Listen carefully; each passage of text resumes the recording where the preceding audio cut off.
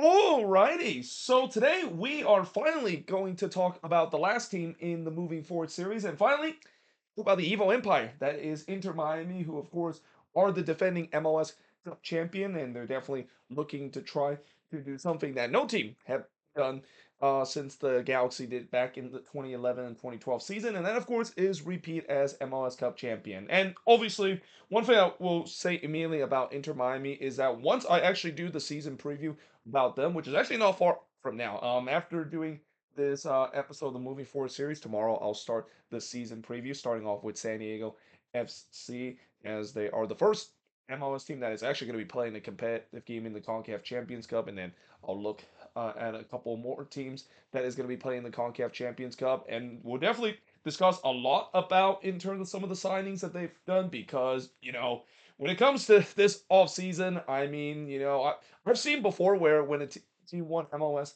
Cup that maybe they have to pay the cup tax and maybe have to do some wheeling and dealing to get that under control. Well, it feels like Inter Miami is taking it to the next level when it comes to some of the wheeling and dealing they've been doing this offseason. And hence, I know there's also a lot of people that is very unhappy in terms of the way that the wheeling and dealing that they've been doing this off season might not consider to be legal, but as I remind everybody, they're still following the roster rule, despite like the fact that there's definitely a lot of people saying that how in the world is Inter Miami getting away with this, and how in the world is feels like Inter Miami have unlimited DP spot and unlimited U22 spot, or even unlimited international roster spot to build what seems like it's going to be a super team heading into 2026 as well. But that being said, last season they finished with a 19-8-7 record and finished with 65 points. They scored 81 goals this season. They end up scoring over 100 goals. I believe it was 101 goals that they scored. They scored 20 goals in the postseason as well, which is among the most we have ever seen an MLS team score. I think they even beat the Galaxy record in 2024 because I know the Galaxy they also score a ton of goal. Miami run to MLS Cup last year was kind of similar to what we saw with what Galaxy did, where when they faced off against team within their home conference for the playoffs, they absolutely steamrolled them and just pretty much reamed their way into MLS Cup, and as a result, that's why they finish up with such a high scoring number, and that they are also the first team ever in MLS history to finish with scoring over 100 goals in a single season. But they gave up 55 goals, which was actually better than what you think that they is, because for many times in the beginning of the season there was a lot of people that was talking about this being a big weakness and that they were going to give up 60 plus goals or whatsoever. But it definitely got better as the season goes along, and we'll kind of talk about why exactly it got better as the season goes along, at least on the defensive end. And they finished with a goal differential of plus 26, which is second in the league, just behind Vancouver, as I said yesterday in the goal difference stats. They finished third in the Eastern Conference. And while yes, they did miss out on some trophy that I'm pretty sure this year that they're definitely going to be gunning for, like the CONCACAF Champions Cup, where they lost to the Vancouver Whitecaps, and also the Leeds Cup itself to the Seattle Sounders. At least they got some revenge in MLS Cup, beating the team that eliminated them in the CONCACAF Champions Cup. And in many ways, winning MLS Cup for Inter Miami is kind of maybe the only saving grace in terms of this season not just turned to be a complete bust. I know it's crazy to say a team that ends up losing MLS Cup is going to consider a bust season, but when you consider the expectation this team has coming into 2025, and the expectation once again in 2026 as well. And again, the pressure was at an all time high. I don't think there's any team heading into the playoffs that has as much pressure as I've seen the team that needs to win MLS Cup to kind of save their season a bit, as what we see with this Miami team. And credit to them, they thrive on that heavy pressure and able to get themselves a redemption of the disaster that they had last year in the playoffs, and eventually winning the MLS Cup against the Vancouver Whitecaps as well.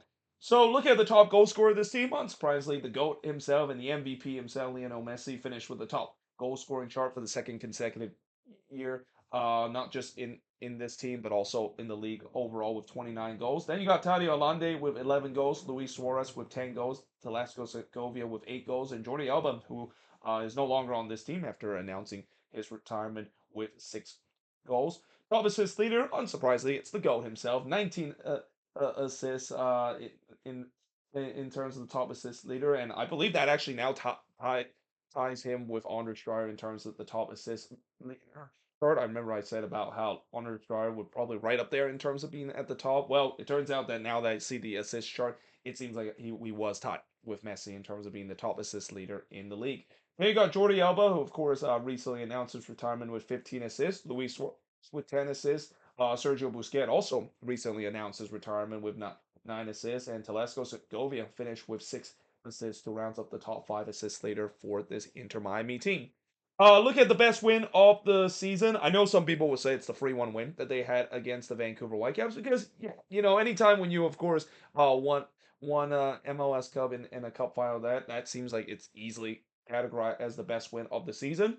But I'm actually gonna go with a little unpopular opinion and just not pick that as the best win of the season. I know it's crazy to say that is the case, but instead I'm actually gonna go with the the, the game that they had earlier in the playoffs where they were able to win 4-0 against FC Cincinnati. And I will also say that when it comes to best win of the season, because Miami has so many of these kind of blowout kind of games throughout the season, at times it's kind of tough to pick exactly what is the best win of the season. But I specifically picked this one and I would say that out of all the games that they played in throughout this MLS Cup, I mean the Vancouver game that they had in MLS Cup that was definitely impressive, especially the pressure that they had to face late in this one. But I think you could maybe even argue the game that when they won Cincinnati and go into Cincinnati and go into hostile environment and just completely humble Cincinnati like that was easily as impressive as what we seen with them winning MLS Cup in their home turf. Because coming into this game, Cincinnati had all the momentum. Like this is a team that finally were able to overcome their biggest rival, and they had all the momentum and think that this is finally the year that they can overcome. And then they just got absolutely shut down by Miami. I mean, Miami absolutely destroyed them throughout the game, just kind of humbled them, and that is just something you just don't see very often in the playoffs. You usually do not see a team that has all the momentum in the world and has the home field advantage against a team that definitely has a high pressure of able to get through, is able to do so. So you got to give credit to Inter Miami in terms of how they perform in that one. Worst loss of the season. This one actually was kind of a little tough as well because Miami, as much as they have some good wins throughout the season, they suffer some bad losses along the way, especially in the beginning of the season. I mean, there were some really bad losses they suffered. The 3-0 Orlando loss that they had at home, the 4-1 loss that they had against Orlando at Exploria Stadium, or Inter and Co Stadium as it is called right now, was not great. The 4-1 loss that they had against Minnesota, which I was there in person, was pretty bad as well. But in the end, I'm again is gonna kind of break my rules by I don't usually want to pick worth loss on a different competition that is not within MLS, but I got to go with the 3-0 loss that they had against the Seattle Sounders as the worst loss of the season. Because yeah, I mean this was a chance for them to get themselves some silverware once again. And especially the pressure was started to really get into this team after failing CONCACAF Champions Cup. And I know they have won Leeds Cup before, but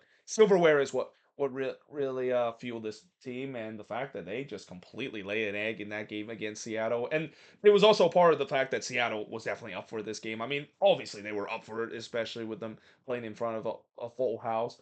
First time they play in front of a full house at Lumen Field since they won the CONCACAF Champions Cup final against Pumas. I think that kind of plays to the factor of why the Sounders were so good. But it was also kind of part of just Inter Miami once again failing the Cup final. And once again, this is where the pressure really kind of ramped up with this team heading into the playoffs. That yeah, this is really the last opportunity to salvage something. Because as good as Inter Miami has looked throughout the season, imagine if they gone this season without winning a trophy. I don't know if Javier Mascherano might be even having a job right now. And I know that sounds crazy to say, but again, that's just kind of the expectation that this team has had. And that him winning that MLS Cup really kind of changed the view in a big way. The fact that this could have been easily considered a huge failure of a season for this team not winning that MLS Cup and finish with zero trophy once again. Had they not won that. Average attendance 20,630, which is good for 17 in the league. Believe it or not, they don't really sell out most of the games. And again, a big part of the reason why why Inter Miami don't really sell out most of the game is the fact that tickets prices are still pretty high for some of these games. That is, now that being said, now that they're moving into a new stadium, I expect the average attendance to increase because the new stadium does hold more than the temporary stadium that they hold. But I wouldn't be surprised the fact that maybe there are going to be some games that might not be set out as well, because again, tickets prices are definitely really high, and especially with the way that now that it seems like this Messi spectacle, that I know at the beginning, when Messi came into this team, pretty much every single game was a sellout out for Inter Miami home game. But now that it feels like now that spectacle kind of worn off a little bit. I mean, it definitely hasn't worn off when he goes on tour, and then we always see that whenever Inter Miami play on the road, there's always a lot of Miami fans. That is, whether they're real fans or bandwagon fans, I'll let you decide in the comments below. But yeah, while that Navalny is still definitely big, when it comes to playing at home, I'm pretty sure a lot of people in Miami have already seen Messi play, and while it's great to see the go play himself, I mean, yeah, that shyness of seeing him play every single week, and especially with how high the tickets prices is for Miami games every single game, I can understand why some people might not want to go see every single week. And especially if you're also thinking, well, what about those season ticket holder? Well, yes, this team still have a pretty good season ticket holders in terms of within the team. It is definitely, I would say it's not as big as I think it is, considered the prices for the season tickets for Miami games are just among the highest in the league. I mean, it's not even close in terms of how high their average season ticket price compared to any other team in MLS. And again, it's not a big surprise because you got to pay the Messi tax when that, of course, happens. Looking at MVP of this team, low. I mean, it's Lionel Messi. Don't even need to mention too much. I mean, if it's not him, I don't know. I might as well just not even talk about the MVP of this team. It's going to be pretty much him until the end.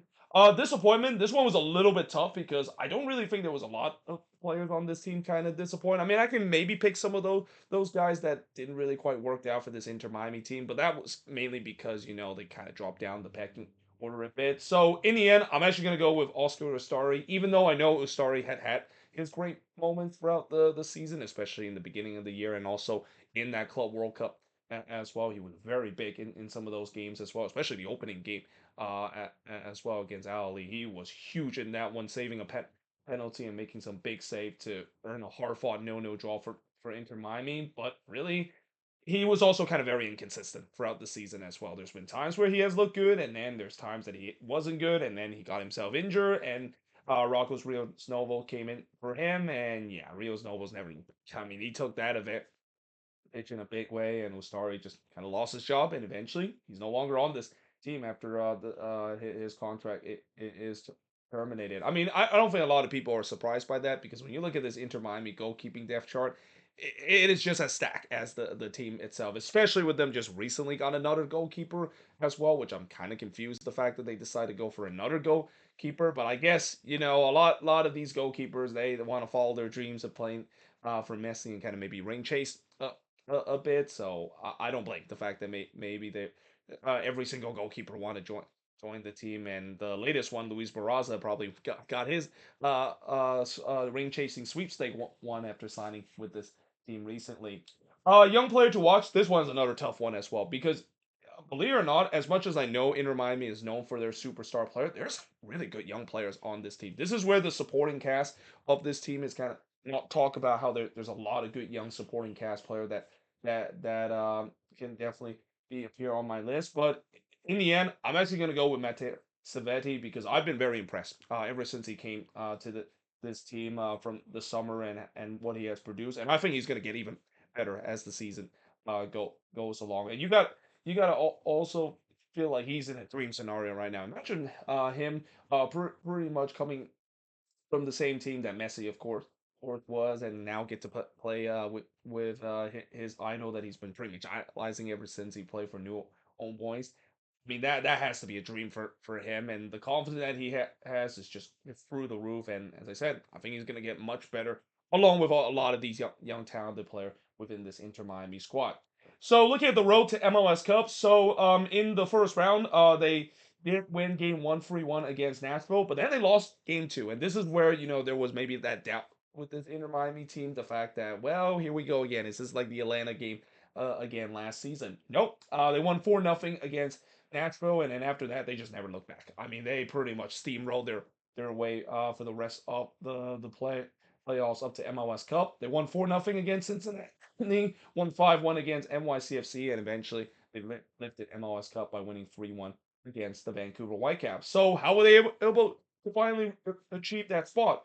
Well, they were able to retrieve that spot is because the fact that they seems like this was kind of a redemption tour for them. Again, that embarrassment that they had last year in the playoffs, and this is something that I feel like this is kind of something that we have seen in other sports as well. And in many ways, I can kind of compare to this team similar to what the Tampa Bay Lightning did a couple of years ago in the NHL. Where remember a couple of years ago when the Tampa Bay Lightning had they had the best season or finished with the best record in the regular season, win the President Trophy as well, and then they got embarrassed in the first round, got swept by the Columbus Blue Jacket, and handed them their first ever playoff series wins as well. And everybody was saying, well, that was an epic failure. Now things needs to change, right? Well, the very next year they won the Stanley Cup. And other comparison I would also say is remember Virginia basketball when they lost to the 16 seed team and become the first ever one seed team to lose to a 16 seed team that is UMBC. Guess what they did the very next year? They won the NCAA championship. So it feels like it's kind of similar to this, where yes, as embarrassing as last year's defeat to Atlanta. Well, not last year that is, but just the previous season that is. We have seen some redemption story before in sports as well, and it feels like this is very similar to it, where in Miami, with all the pressure that they had the redemption tour to go on this to this tour, and not only they had this redemption tour, but it just feels like they smell blood. I mean, they just absolutely steamrolled their way. It's almost like they saw the game that they had against Atlanta and know that they cannot let that haunt them again. So as a result, they use that as a field to really steamroll their way to MLS Cup. And then of course Lionel Messi going God mode again throughout the season. I mean, I know in the beginning of the season when he wasn't really actually playing spectacularly well, some people may think that maybe Father Time has catch up to him. Well, he's still doing his thing, and he's probably going to continue to do his thing again in 2026 as well. But I think, the other big reason why they did eventually win MLS Cup and why this team really started to be so good near the end of the season is the fact that the supporting cast and the summer signing really make this team more balanced. One of the biggest issue I think with this Inter Miami team in the beginning of the season, besides the obvious flaws on the defensive end, is the fact that this team feels kind of a little top heavy at time. I mean, a team that does have some superstar kind of bail them out, but the supporting cast is kind of a little weak, and on the defensive end as well, that was a huge part of it as well, of how teams were finding so much success against that defense because of how weak it is, and especially a team that just simply cannot stop transitional defense. And well, yes, there were times where we see even near the end of the season where teams were still finding a little bit success in terms of finding transitional moment against this Inter Miami team and still creating some chances. It was not as much as what we saw in the beginning of the season, and a big part of it is the supporting cast. Again, the supporting cast will really solidify the this team, and even the summer signing as well really kind of help this team make it itself more balanced than what we've seen before. And I also think you got to give credit to Javier Mascherano as well. I think as much as I know we talk about the supporting cast and summer signing, and I know some people I think Javier Mascherano have just kind of done the bare minimum of at least salvage the season with an MLS Cup win. But you got to also give a lot of credit to him, the fact that he was under a lot of heat in the beginning of the season. There was talk, the fact that he was maybe on the chopping block because of how things have gone completely wrong with this team. But it feels like I think throughout the season he might have finally found the right balance in the team. He did trying to test things out a bit, maybe change the tactics a bit, and then eventually he just kind of got it right, and that's something that's not difficult to do, especially for a head coach that is under so much pressure, and especially getting a lot of scrutiny in the beginning of the season. So, gotta give a lot of credit to him as well in terms of how he has turned things around and kind of proven a lot of people wrong. The fact that yeah, you can actually make some adjustment and make this team an MLS Cup winner at the end of the day. Now, moving forward, looking at this Inter Miami team. So, as I mentioned in the beginning of the video, I'm gonna probably talk more about their offseason acquisition that they have, because I think there's just too much for me to talk about in this moving forward series episode. This might be maybe a 10 or 15-minute talk just to talk about their offseason signing itself, because they are just wheeling and dealing like nobody's business. I mean, this team has got a new goalkeeper. In fact, they got a couple of goalkeeper. They got a new defender. They got a couple midfielder as well. Got a new left back as well. Though there is a big concern in terms of their one of their new fullback that they got in Reguilon, who just recently suffered a pretty nasty injury during the preseason game against Alianza Lima, and there is definitely a fear that it might be the injury, and we might see another Facu Farias situation like what we saw last season when Facundo Farias was done for the season after he done his knee during the preseason. But still, I mean, this team is just stacked from top to bottom. And again, I know some people would not like it, and especially it feels like the league is letting Inter Miami getting away with this. But at the end of the day, I can, yes, I do see that it is kind of unfortunate that it feels like they kind of have a monopoly, similar to what we see with the LA Dodgers and in the MLB, kind of having a monopoly right now in terms of all the good players coming into the team.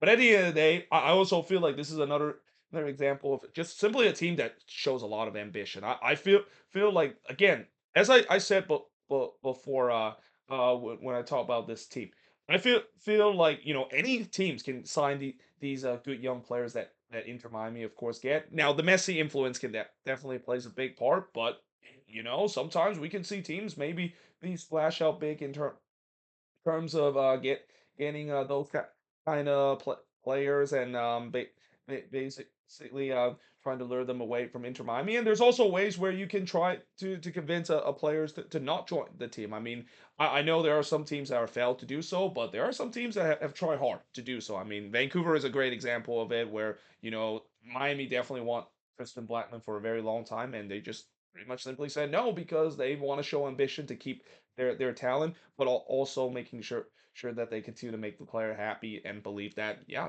going to Inter Miami, well, it seems like it may be a cheap option to ring chase a bit. Maybe that might not be the best idea in terms of want to create some loyalty within your club, and maybe even gain more trust within your fan base, of not have to just go for the cheap out and ring chase a bit, as what we're seeing some of these players are kind of doing, joining this Inter Miami this off season.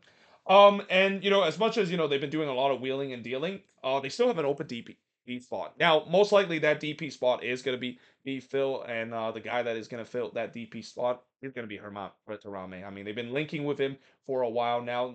No deal has officially been announced yet, but it is pretty close that they are, of course, get him on a DP tag, and especially the amount that they're paying as well. It is a hefty amount, but hey, I mean, I thing with the way that we've seen what Inter Miami has done throughout this off season. It just feels like with him having almost an unlimited budget as well, and the front office and the ownership are committed to winning as well. It's no surprise that they feel like 15 million is just kind of almost like a drop of the bucket in their hand. And then I think the other thing that moving forward, and this is a thing that I don't think a lot of people have been talking about, and this could maybe be a thing that might be one of the weakness I can see with this Inter Miami team, is the fact that I don't think a lot of people realize losing Busquets and Alba might be a bigger loss than some people think. Yes, I know that they have found some replacement for both of those guys as well. Though again, with a Regulon injury, that seems like is a huge concern, because he was really kind of one of the main guys to replace Alba in that spot. But yeah, with what we saw with what Busquets and Alba did, I mean, Jordi Alba was second on this team when it comes to assists. What he can do in terms of delivering those ball into the box, and his playmaking skill, you're gonna miss that heading into next season. And the same goes for Busquets as well. Where yes, I know there were times where he kind of looked like he lost a step or two, but he's still just a physical presence in that midfield as well.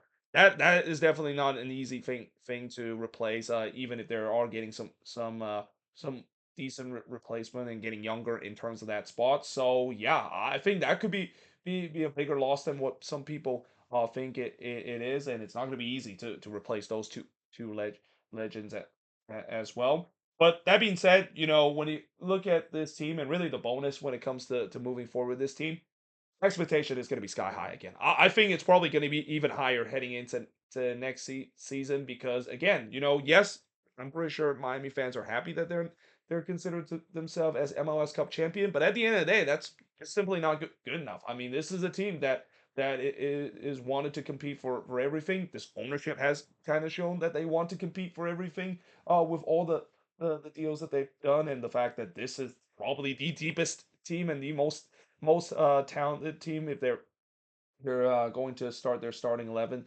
in the beginning of the season that we have ever seen in MLS history. So yeah, the pressure is definitely on this team. The fact that with all this talent that you have, that means expectation has to be that they have to win more trophy. And I would also say that as I said many times with this team, it's not just the fact that it's just about the trophy that is a huge expectation. The other expectation that they're going to have to deal with is how much of a target is going to be on their back heading into this season. I mean, if you fought that last season and previous season, but it feels like every time when we see MLS team play against Inter Miami or even any other team play against Inter Miami in other competition, they're gonna treat this as an MLS Cup final. A lot of teams last season kind of treated this, especially when they're playing at home and hosting Inter Miami and getting a big crowd.